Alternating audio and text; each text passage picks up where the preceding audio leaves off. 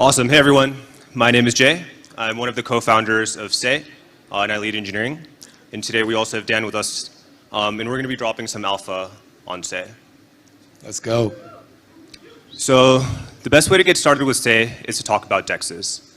DEXs are one of the few things in crypto that have true product market fit, whether it's AMMs like Osmosis, order book style exchanges like DYDX, or NFT marketplaces like OpenSea.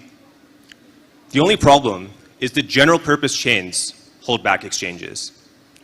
First of all, there's no DEX optimizations on general purpose chains. Secondly, there's a lot of congestion issues, which is catastrophic for order book based exchanges.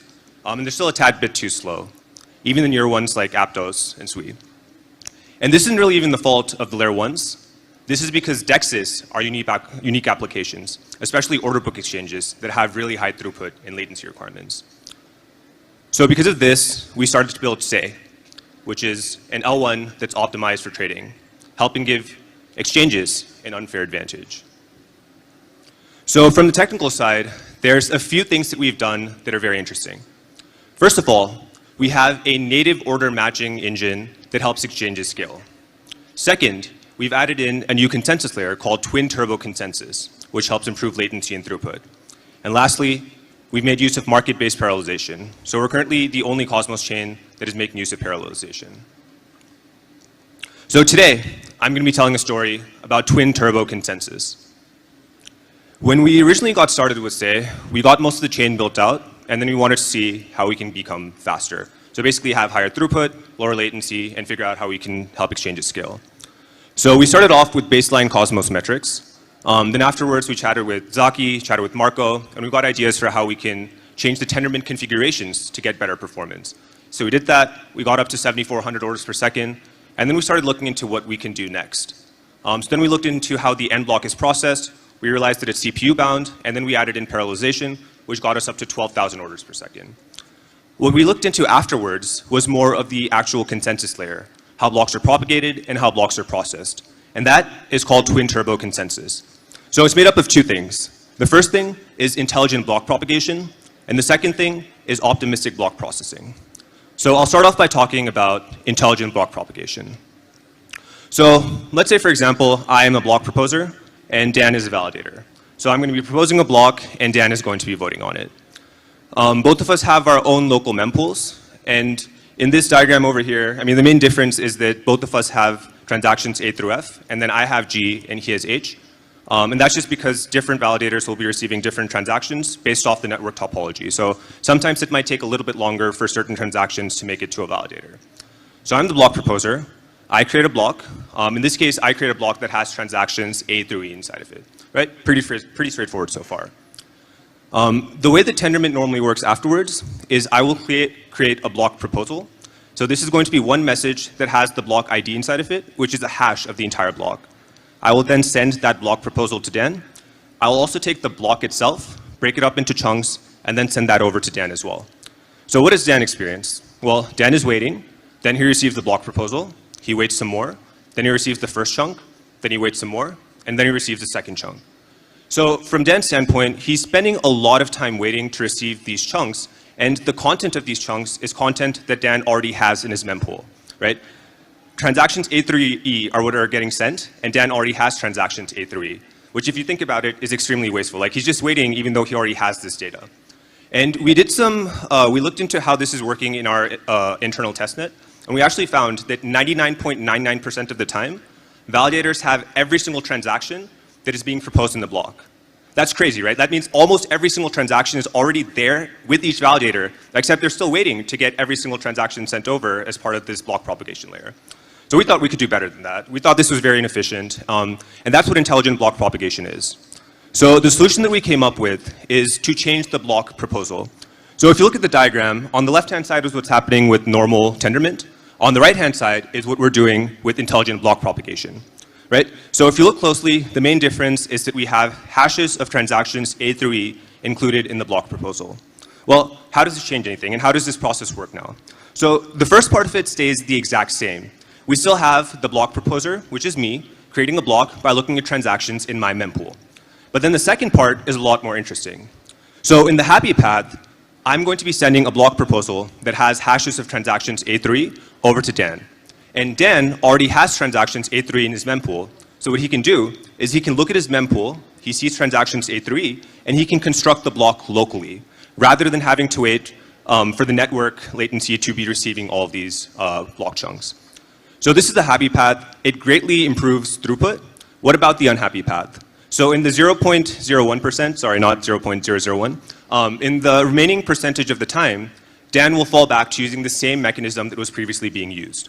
So what that means is I, as the block proposer, will send out a block proposal that has the transaction hashes, and I'll also include the block ID over there.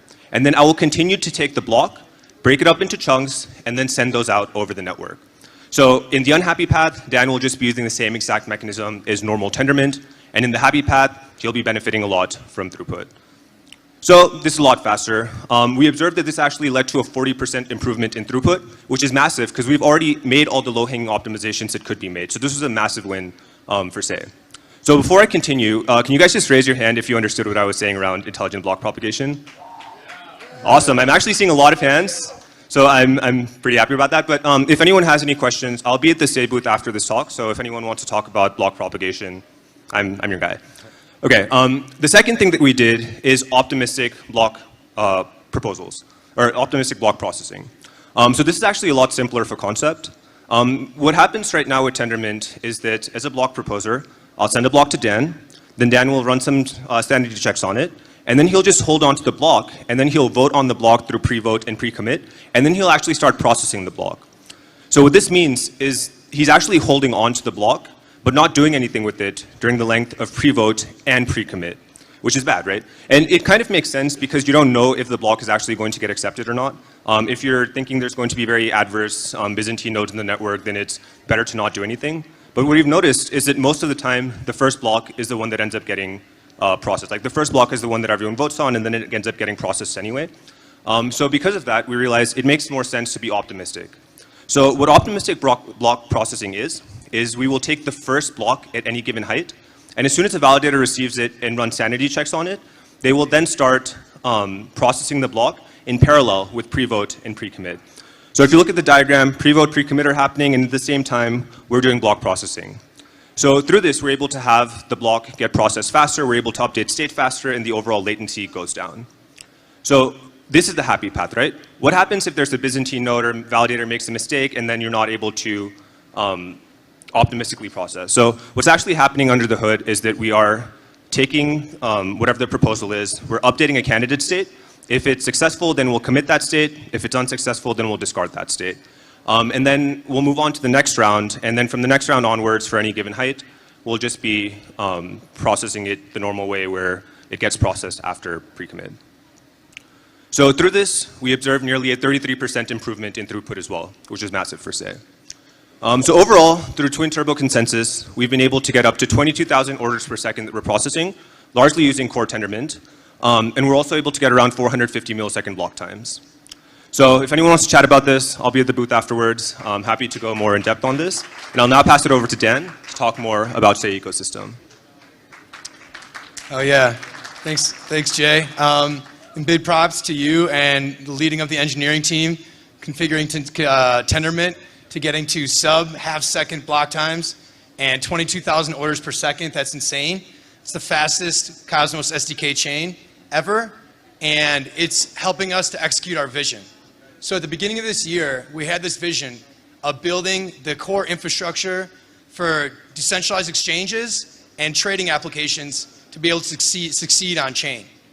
And when we went from this vision at the beginning of this year to then building out the team, and now we're a team of 18 full-time, and we've built the Say chain, and it's live, and we're on incentivized testnet, the Saynami incentivized testnet. So we launched that in July, and it's been a wild ride ever since. So we're seeing incredibly fast block times, and we've seen a lot of participation. So there's over 2,000 validators to date that are currently validating the Saynami testnet chain, and we open it up to developers, to crypto enthusiasts, to the greater Cosmos ecosystem, to validators to get involved. And there's over 25,000 active members that are participating in the Tsunami testnet. And people are helping us with stress testing the chain, identifying bugs, and also trying out protocols that are deploying on Sei. So if you guys haven't tried it yet, Vortex is a perpetuals protocol that is live on the Tsunami testnet now. So if you want to get your hands dirty and start trading and using leverage on Sei, you can use Vortex. And on the Tsunami testnet chain, we've had over 200,000 transactions in the last 2 months, and a lot of them are IBC transactions. So this is an IBC-enabled chain. So we've had a lot of traction on testnet, but personally, what I find the most interesting and what I think is the most exciting is really the validation we've had across the ecosystem. So there have been 50 teams coming from Near, Solana, Terra, and also Polkadot that have committed DeFi teams to building their DeFi protocols and deploying them on Sei as we gear up towards mainnet. It's been pretty crazy, and to see our development team kind of bring these on, and I think that that's a testament to the engineering team and what they built with the Sei chain, but also a testament to IBC and the stickiness of what we're building with the Cosmos SDK and IBC. Just to name a few, UXD is a delta neutral stablecoin that came from Solana. It's a multi-coin chain backed team. White Whale, they're a Cosmos SDK chain that is doing price efficiency and capital efficiency on top of Sei. Synther is a synthetics protocol. And then Axelar is, an awesome bridge and providing greater access to blockchains outside of the Cosmos SDK, Cosmos IBC chains. And then we're also working with some of the top wallets, including Leap and Kepler. So yeah, we're really excited, and over the coming months, there'll be many more teams that will be announced building on Sei as the Sei DeFi and trading ecosystem continues to grow. But one team that I'm really excited about is Nitro. So Nitro is the first ever Solana virtual machine that is broadening the Solana developer ecosystem to come to Cosmos.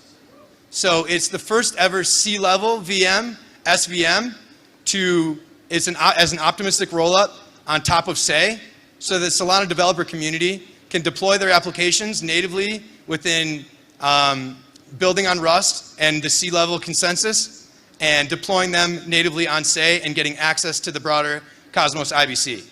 So we've seen that Ethereum has a very robust developer community, and Solana also does as well. And a lot of the developer teams are really excited about Sei and want to build on a better chain, but are more comfortable in Solana. So we're seeing a lot of these teams also get excited about Nitro and coming and deploying within IBC. So it's a really powerful execution environment, and I think it's another step in broadening the scope of what we're able to do with Cosmos and bringing more developers to the Cosmos. And we've had a lot of traction so far as well. We've been excited. We've raised some capital. We've had some really great backers, including Multicoin Capital, Coinbase Ventures, Delphi Digital, Hypersphere. All of them are here. And a lot of institutional backers, especially market makers.